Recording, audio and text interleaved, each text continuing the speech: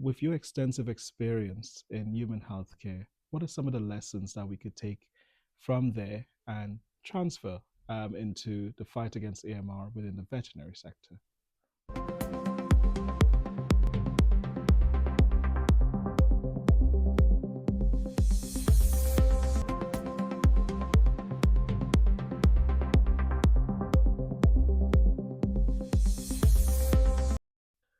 Hello and welcome to the Blueprint session. In this series, we're speaking with the brilliant minds laying out a strategic plan for creating faster, more accurate diagnostics to improve healthcare.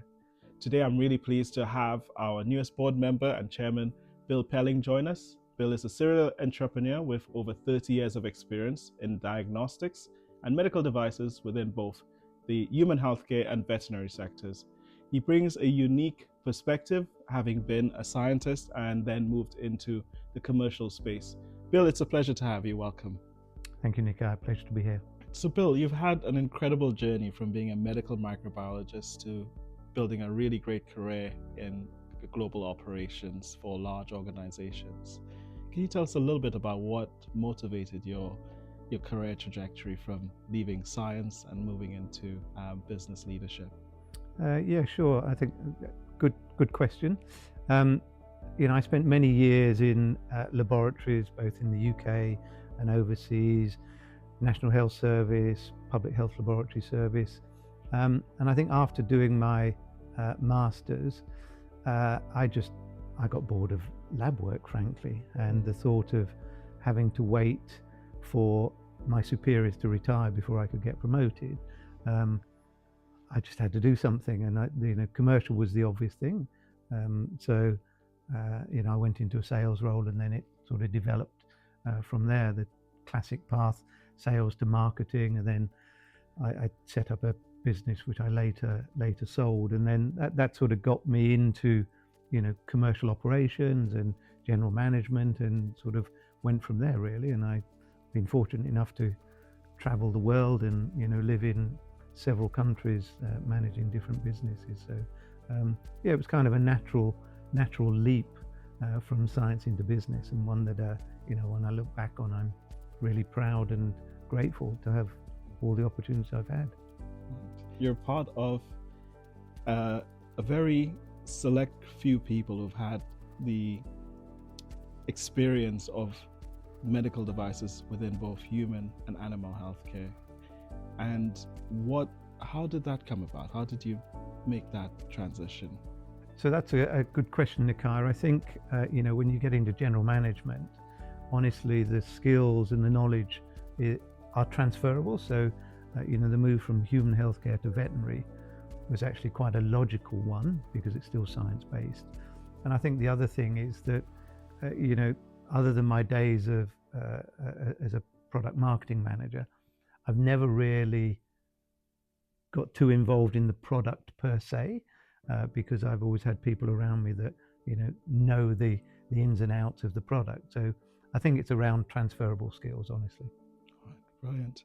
And on that theme of transferable skills, we of course are tackling antimicrobial resistance at FluoretiQ, and the next question that I have is, with your extensive experience in human healthcare, what are some of the lessons that we could take from there and transfer into the fight against AMR within the veterinary sector? Well, I think bacteria continue to evolve, and there's no doubt that there is the ability of transmission species to species. So actually the bridge between human and animals is really quite obvious and not surprising. And I think we need to look beyond the obvious. For example, wastewater is a harbour for resistant bacteria.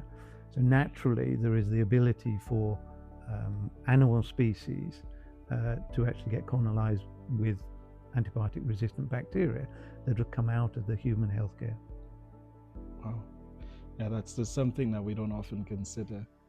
And as someone who's worked on the solution side, solution space, it's really important to now think about with all of this context in mind about the complexity across human health and more or less the One Health implication there, that what affects the environment invariably affects our animals and then and people as well. What are your thoughts about bringing new solutions to the market? So specifically, with novel solutions like what we're building, what are some of the big challenges that we're going to encounter in trying to introduce these into the marketplace? So undoubtedly, whatever we bring has got to solve a problem. And it's also got to bring value, both from a diagnostic but also from a financial perspective.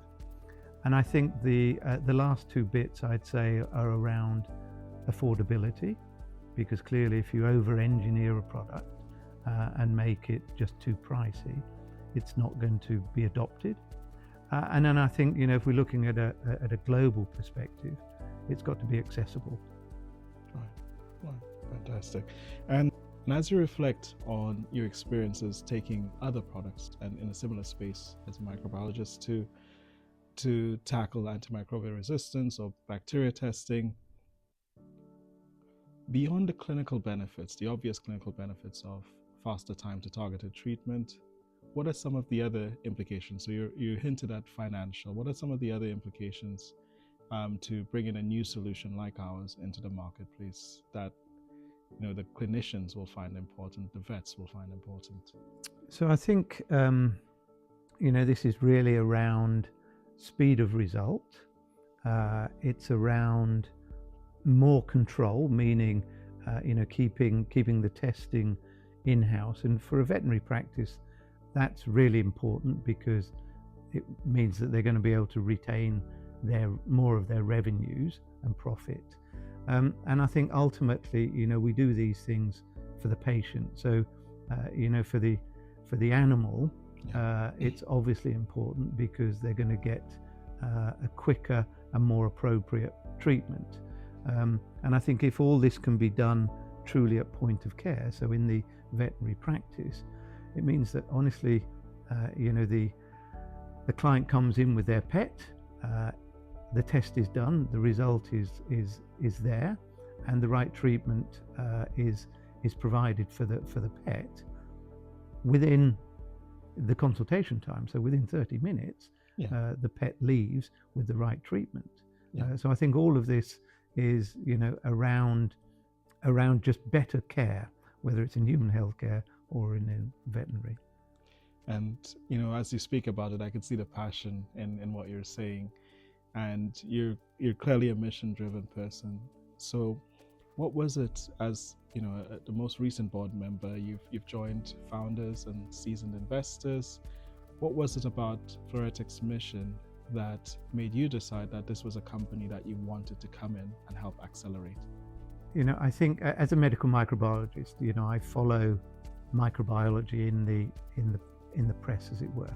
And I think, what we see with antimicrobial resistance is a global issue, a truly global issue, where, it contributes to millions upon millions of deaths each year. And I think there is a kind of an antibiotic pipeline and access to antibiotics crisis. And if we don't do anything, it's just going to get worse. And we're going to, frankly, have infections that were at one time easily treatable that can't be treated any longer. And, coming from an in vitro diagnostics background, I understand the value that diagnostics bring. So I just saw FluoretiQ as really flying the flag.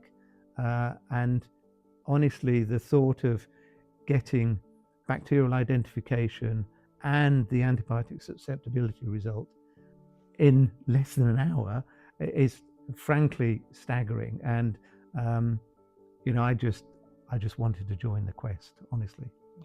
Right. And it's been amazing to have you along. And it's not without its challenges, as as a serial entrepreneur yourself. So with all of that in mind, what is the one thing that you hope to help FluoretiQ achieve in your time with us? What's the one biggest milestone you'd hope to get us to? Well, that's a really easy one, because honestly, what I'd like to see is that our technology becomes the gold standard upon which everybody looks and tries to replicate, which of course they can't because we have IP. Yes, thankfully. So to wrap things up, this is going to be a little bit left field, but Phil, if you were to consider yourself an animal, which one would you think best represents you and your personality? I think, well, that's that is a bit left field, Neciah, but thank you nonetheless. Let me just think. I'd say an owl. Okay. Because honestly, at my age, I would have hoped to acquire some wisdom, and some insight. And I think honestly, where I see some value with me at FluoretiQ is that the ability to guide through periods of transition. So wisdom, insight, and the ability to guide. Fantastic. So thanks, Phil, for coming along today. It's been a pleasure speaking with you. And if you found this video insightful, or you liked anything in there, please like, share, and subscribe, and continue to follow the series because we've got loads more conversations to come. And remember that fast and accurate diagnostics are key to ensuring that the first antibiotic prescription is the right one, which is great for our pets, it's great for our people, and it's great for our planet. Thanks for watching.